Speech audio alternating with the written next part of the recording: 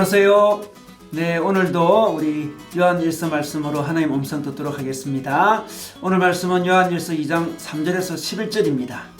이 본문 말씀을 중심으로 하나님과의 사귐은 이웃 사랑으로 깊어집니다 라는 제목으로 말씀 나누겠습니다. 기독교의 핵심은 바로 하나님과의 사귐이요 교제입니다.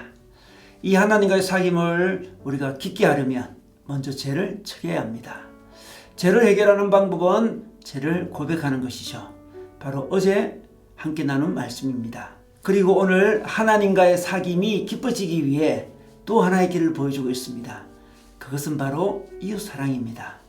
하나님 사랑, 이웃 사랑은 기독교 계명의 두 축입니다. 그리고 하나님 사랑과 이웃 사랑은 서로 연결되어 있습니다. 하나님과의 사랑의 교제가 깊어지려면 이웃을 사랑해야 합니다. 이 이웃 사랑은 구약에서부터 하나님께서 주신 계명입니다. 레위기 19장 18절에 보면 내 이웃을 내 몸같이 사랑하라 이렇게 말씀하셨습니다. 이 계명은 새로운 계명이 아닙니다. 그래서 오늘 7절 말씀에 새 계명이 아니라 여러분이 처음부터 가진 옛 계명이라고 말씀하고 있습니다. 그런데 8절에 보니 나는 다시 여러분에게 새 계명을 써 보냅니다 라고 말씀합니다.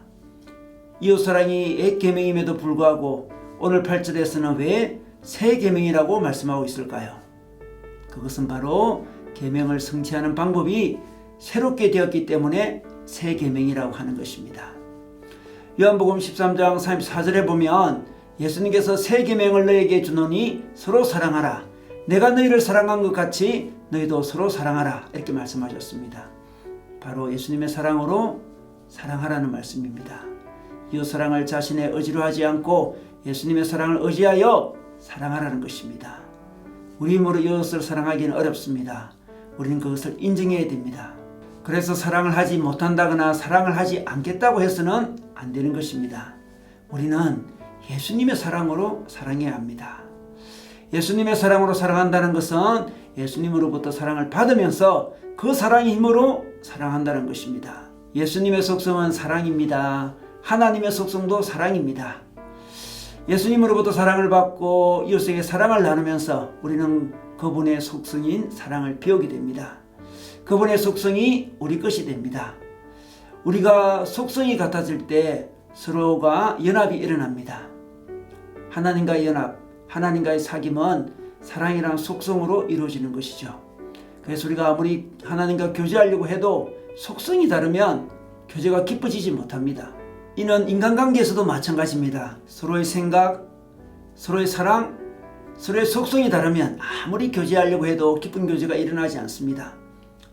우리가 하나님의 속성인 사랑의 속성을 가지는 것만큼 우리는 하나님과 사귐이 깊어지게 되는 것입니다. 우리의 사랑이 발전한 만큼 하나님과 연합하게 되는 것입니다. 그리고 이 하나님과 연합이 바로 우리 신앙의 목적입니다. 그러므로 우리는 사랑의 관점에서 성경을 바라보아야 합니다. 성경을 읽어야 합니다. 성경은 단순한 교리나 윤리 도덕 이야기가 아닙니다. 영적인 눈이 열릴 때 사랑의 관점으로 보게 됩니다. 성경 이야기는 우리를 사랑의 사람으로 만들어가는 과정을 보여주고 있습니다. 우리가 때로 강야에서 고난을 받고 훈련을 받는 것도 사실은 우리로 사랑의 사람으로 세워가는 과정인 것입니다. 요셉은 수많은 고난의 과정을 거쳐서 결국 형제들을 용서하는 사랑의 사람이 됩니다. 우리 인생도 사랑의 사람으로 성장하는 과정으로 봐야 합니다. 우리가 겪는 관계에서의 고통과 직장에서의 고통과 여러 미래에서의 염려들은 우리를 성장시켜서 사랑의 사람으로 만들어가는 과정인 것입니다. 어떤 신앙인이 이렇게 말했습니다. 저는 다른 것은 모르겠는데 사랑만큼은 자신이 없어요. 이렇게 말했습니다. 솔직한 고백이라 할 수 있습니다.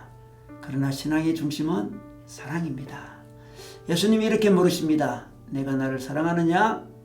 내 양을 치라. 사랑 없이는 이웃을 도울 수가 없습니다. 사랑 없이는 하나님 나라 사역을 감당할 수가 없습니다. 그 무엇보다 또한 하나님과 사랑 없이 교제할 수 없습니다.